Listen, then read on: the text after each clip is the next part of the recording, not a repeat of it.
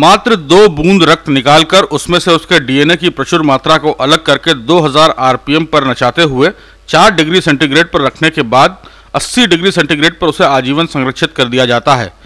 12 से 15 घंटे की इस पूरी प्रक्रिया में किसी भी व्यक्ति की कद काठी, उसके माता पिता, भाई बहन की जानकारी, बच्चे और साथ में ही आने वाले शारीरिक रोग के साथ शरीर में विद्यमान रोग का भी पता चल जाता है। सरल भाषा में कह सकते हैं कि इससे किसी भी व्यक्ति की अमिट पहचान बन जाती है जो कभी नहीं बदली जा सकती, या किसी दूसरे व्यक्ति से इसका मेल खाना नामुमकिन है। आप शायद सोच रहे होंगे कि हम किसी विदेशी हाईटेक साइंस लैब की बात कर रहे हैं, लेकिन वास्तव में ये कारनामा किया है कुर्सी रोड स्थित बायोटेक्नोलॉजी सेंटर में स्थित डीएनए बैंक ने, जिसे विश्व की दूसरी डीएनए बैंक होने का गौरव प्राप्त हुआ है। डीएनए बैंक के आयुक्त डॉक्टर सैयद अहमद ने खास खबर को बताया कि इस पूरे प्रोसेस को चिप में ट्रांसप्लांट करके डीएनए से ली गई सारी आनुवांशिक जानकारी तथा उस व्यक्ति की पूरी बेसिक इंफॉर्मेशन इस चिप में लोड कर दी जाती है,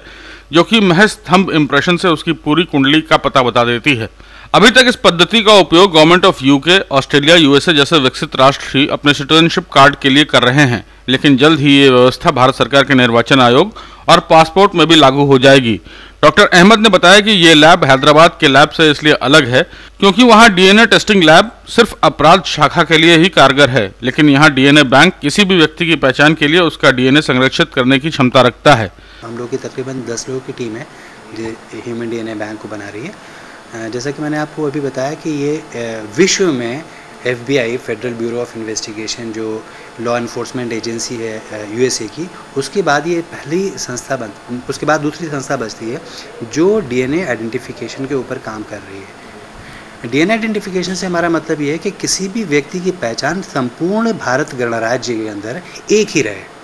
अगर मैं सईद अहमद हूँ तो वो सईद अहमद, चाहे मैं कन्याकुमारी जाऊँ, अपनी आइडेंटिटी को न छुपा पाऊँ, वर्सेस पुलिस या लॉ इन्फोर्समेंट एजेंसीज मुझे पूरी तरीके से पहचान लें कि आई एम सईद अहमद। अगर मैं चेंज करने की कोशिश करूं इमिग्रेशन काउंटर्स पे, कभी मुझे रिजर्वेशन चाहिए तो वहाँ पर चेंज जो लोग कर रहे हैं या मैं करने की कोशिश करूं तो मैं फ़ौरन पकड़ा जाऊँ। कहने का मतलब ये है कि मेरी आइडेंटिटी ऐसा सिस्टम डेवलप, मेरा मकसद एक ऐसा सिस्टम डेवलप करने का था कि जिसमें कोई भी व्यक्ति न तो कहा जाए कि अनक्लेम्ड बॉडी है, या चलती हुई ट्रेन के अंदर अगर मेरी मान लीजिए डेथ हो जाती है तो सिवाय रिजर्वेशन के डिटेल्स के मेरे पास और कोई भी चीज़ें नहीं है। हम लोगों ने एक ऐसा सिस्टम डिज़ाइन करा है with help of various companies as well as microbiology companies कि जहाँ के ऊपर आप चलती हुई ट्रेन के अंदर अगर कोई आदमी कोलैप्स होता है और वो डीएनए आइडेंटिफिकेशन सिस्टम का मेंबर है तो हम एक फिंगरप्रिंट रीडर के ऊपर उसका थंब रखेंगे, थंब को वो आइडेंटिफाई कर लेगा और आइडेंटिफाई करने के बाद वो एक नंबर देगा और नंबर हम जैसे कंप्यूटर में फीड करेंगे उस आदमी की कंप्लीट प्रोफाइल हमारे पास आ जाएगी with photograph. Bureau of investigation इसको हम लोग इंपोर्ट कर रहे हैं, जिसमें ये आपका प्लेन एरिया है जिसको विजिबल एरिया बोलते हैं, और ये हमारा सिम है जिसको हम कहते हैं इलेक्ट्रॉनिक एरिया। नाम, एक नंबर और फादर्स नेम और बेसिक इनका जो कॉन्टैक्ट नंबर के अलावा यहाँ पर कोई भी इन्फॉर्मेशन नहीं होगी। बाकी सारी की सारी जितनी इन्फॉर्मेशन मैंने आपको बोली वो इस इलेक्ट्रॉनिक एरिया में है, जिसको पढ़ने के लिए हमें एक रीडर की आवश्यकता पड़ेगी और एक सॉफ्टवेयर की पड़ेगी। तो रीडर मैं अभी आपको दिखाता हूँ, और सॉफ्टवेयर हमारे पास इकरा सॉफ्ट नाम का सॉफ्टवेयर है जो हम लोगों ने जो है हमारी कंपनी ने इसको बनवाया है विद हेल्प ऑफ 2-3 कंपनीज़, और वो फ्रीली अवेलेबल है जिसको हम फ्री ऑफ कॉस्ट देंगे गवर्नमेंट के डिफरेंट विभागों को, और उसकी हम कोई भी चार्जेस नहीं लेंगे, जिससे ऐसा ना हो कि सारी जितनी भी रिसर्चेज होती हैं, नई इन्वेंशन होती हैं, तो ऐसा नहीं है कि गवर्नमेंट ही हर चीज़ का भार उठाए।